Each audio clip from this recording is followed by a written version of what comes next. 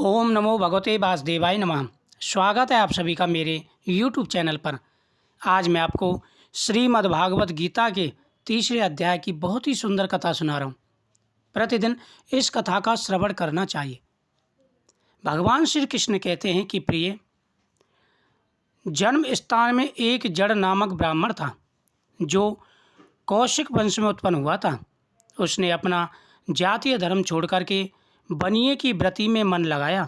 उसे पराई स्त्रियों के साथ व्यभिचार करने का व्यसन पड़ गया था। वह सदा जुआ खेलता, शराब पीता और शिकार खेलकर जीवों की हिंसा किया करता था। इसी प्रकार उसका समय व्यतीत था। धन नष्ट हो जाने पर वह व्यापार के लिए बहुत दूर उत्तर दिशा में चला गया। वहाँ से धन कमाकर घर की ओर लौटा। बहुत दूर तक का रास्ता उसने तय कर लिया था। एक दिन सूर्यास्त हो जाने पर जब दसों दिशाओं में अंधकार फैल गया, तब एक वृक्ष के नीचे उसे लुटेरों ने धर दबाया और शीघ्र उसके प्राण ले लिए। उसके धर्म का लोप हो गया, इसलिए वह बड़ा भयानक प्रेत हुआ। यानी वह पापी था, धर्म कार्य नहीं किया था। जब लुटेरों ने उसको मार दिया तो वह प्रेत बन गया। उसका पुत्र बड़ा धर्मात्मा और वेदों का ज्ञानक था। उसने अब तक पिता के घर लौट आने की राह देखी। जब वे नहीं आए तब उनका पता लगाने के लिए वह स्वयं ही घर छोड़कर चल दिया। वह प्रतिदिन खोज करता, मगर राहगीरों से पूछने पर भी उसे उनका कुछ समाचार नहीं मिला। तदंतर एक दिन एक मनुष्य से उसकी भेंट हुई जो उसके पिता का सहायक था। उससे सारा हाल जानकर उसने पिता की मृत्यु पर बहुत शोक किया। वह बड़ा बुद्धिमान था। बहुत कुछ सोच विचार कर पिता का पारलौकिक कर्म करने की इच्छा से आवश्यक सामग्री ले उसने काशी जी जाने का विचार किया। मार्ग में 7-8 मुकाम डाल करके वह 9वें दिन उसी वृक्ष के नीचे पहुंचा जहां उसके पिता मारे गए थे। उस स्थान पर उसने संध्योपासना की और गीता के तीसरे अध्याय का पाठ किया। इसी समय आकाश में बड़ी भयानक आवाज़ हुई। उसने अपने पिता को भयंकर आकाश में देखा। फिर तुरंत ही अपने सामने आकाश में उसे एक सुंदर विमान दिखाई दिया जो महान तेज से व्याप्त था। उसमें अनेकों घंटियां लगी थीं। उसके तेज से समस्त दिशाएं आलोकित हो रही थीं। यह दृश्य देखकर उसकी चित्त की व्याग्रता दूर हो गई। उसने विमान पर अपने पिता को दिव्य रूप धारण किए हुए विराजमान देखा। उनके शरीर पर पीताम्बर शोभा पा रहा था। मुनिजन उनकी स्तुति कर रहे थे। उन्हें देखते ही पुत्र ने प्रणाम किया। तब पिता ने भी उसे आशीर्वाद दिया। तत्पश्चात उसने पिता से यह सारा वृत्तांत पूछा। उसके उत्तर में पिता ने सब बातें कहकर के इस प्रकार कहना आरंभ किया। बेटा, देववश मेरे निकट गीता के तृतीय अध्याय का पाठ करके तुमने इस शरीर के द्वारा किए हुए दुष्ट कर्म बंधन से मुझे छुड़ा दिया। अतः अब घर लौट जाओ, क्योंकि जिसके लिए तुम काशी जी जा रहे थे वह प्रयोजन समय तृतीय अध्याय के पाठ करने से पूरा हो गया। पिता के योग कहने पर पुत्र ने पूछा, तात मेरे हित का उपदेश दीजिए तथा और कोई कार्य हो मेरे लिए करने योग्य बताइए। तब पिता ने उससे कहा कि हे पुत्र, तुम्हें यही कार्य फिर करना है। मैंने जो कर्म किया वही मेरे भाइयों ने भी किया है। इससे बेघोर नरक में पड़े हैं, उनकी भी तुम्हें उद्धार करना चाहिए तथा मेरे कुल के लिए और भी जितने लोग नरक में पड़े हैं उन सब का भी तुम्हें उद्धार करना चाहिए। यही मेरा मनोरथ है। बेटा, जिस साधन के द्वारा तुमने संकट से छुड़ाया है उसी का अनुष्ठान औरों के लिए भी करना चाहिए। उसका अनुष्ठान करके उससे होने वाला पुण्य उन नरक जीवों को संकल्प कर दो। इससे वे समस्त पूर्वक मेरी ही तरह यातनाओं से मुक्त होकर के श्री विष्णु जी के परम पद को प्राप्त होंगे। पिता का यह संदेश सुनकर पुत्र ने कहा, ही तात, यदि ऐसी बात है और आपकी ऐसी ही रुचि है तो मैं समस्त नगर के जीवों का नरक से उद्धार कर दूंगा। यह सुनकर के उसके पिता बोले, ही बेटा, एवमस्तु, तुम्हारा कल्याण हो। मेरा अत्यंत प्रिय कार्य संपन्न हो गया।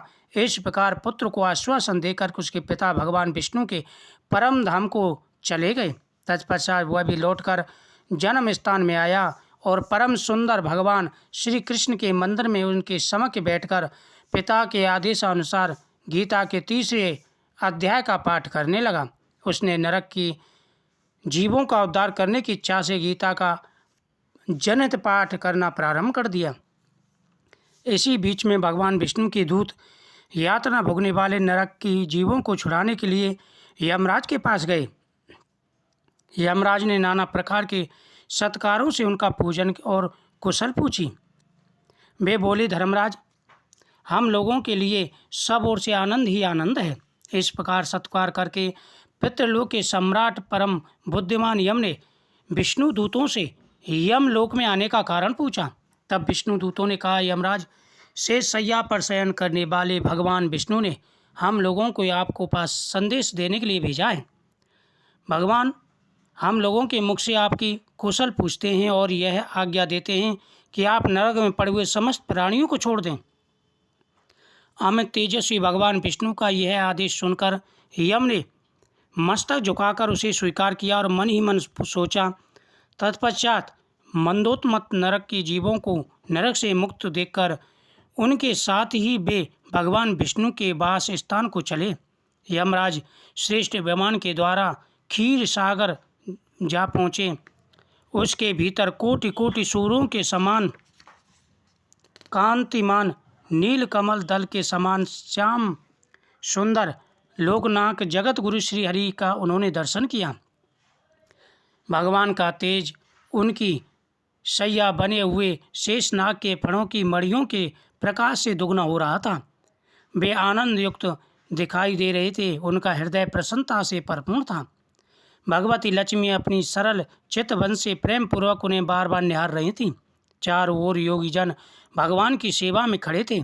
उन योगियों की आँखों के तारे ध्यानस्थ होने के कारण निश्चिंत प्रतीत होते थे। देवराजेंद्र अपने विरोधियों को परास्त करने के उद्देश्य से भगवान की स्तुति कर रहे थे। ब्रह्मा जी के मुख से निकले हुए वेदांत वाक्य मूर्तिवान होकर भगवान के गुणों का गान कर रहे थे। भगवान पूर्णतः संतुष्ट होने के साथ ही समस्त योनियों की ओर से उदासीन प्रतीत थे। यमराज बोले, संपूर्ण जगत का निर्माण करने वाले परमेश्वर, आपका अंतःकरण अत्यंत निर्मल है। आपके मुख से ही वेदों का प्रादुर्भाव हुआ है। आप ही विश्वरूप और उसके विधायक ब्रह्मा हैं। आपको नमस्कार है। अपने बल और वेग के कारण जो अत्यंत दुष्ट प्रतीत होता है, ऐसे दानवेंद्रों का अपमान चूर्ण करने वाले भगवान विष्णु, आपको मेरा नमस्कार है। सर्वव्यापी हरि को नमस्कार है। समस्त देहधारियों की पालक राशि को दूर करने वाले परमात्मा को नमस्कार है। जिनके ललाट प्रवृत्ति नेत्र के तनिक सा खुलने पर भी आग की लपटें निकलने लगती हैं, उन रुद्र रूपधारी आप परमेश्वर को नमस्कार है। आप संपूर्ण विश्व के गुरु, आत्मा और परमेश्वर हैं, महेश्वर हैं। अतः समस्त वैष्णव जनों को संकट से मुक्त करके उन पर अनुग्रह करते हैं। आप माया से विस्तार को प्राप्त हुए अखिल विश्व में व्याप्त हैं। आपको मेरा नमस्कार है। इस प्रकार स्तुति करके यमराज हाथ जोड़कर, जगत गुरु, आपके आदेश से इन जीवों को गुण रहित होने पर भी मैंने छोड़ दिया। अब मेरे योग्य जो कार्य हो उसे बताइए।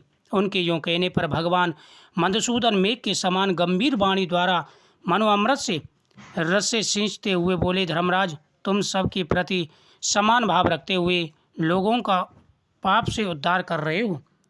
तुम पर देहधारियों का भार रखकर मैं निश्चिंत हूँ। अतः तुम अपना काम करो और अपने लोक को लौट जाओ।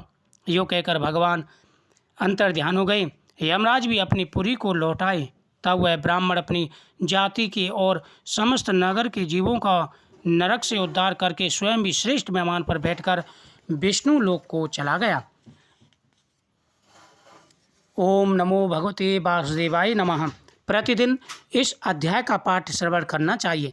भगवान के सामने फल रख करके तुलसी की पत्ती अर्पण करके इस प्रकार से गीता के 3रे अध्याय का प्रतिदिन पाठ करने से हर प्रकार के पाप दूर हो जाते हैं। इस वीडियो को ज़्यादा से ज़्यादा शेयर करें, चैनल को सब्सक्राइब करें, बगल में बेल आइकन को बटा के ऑल को दबा दें।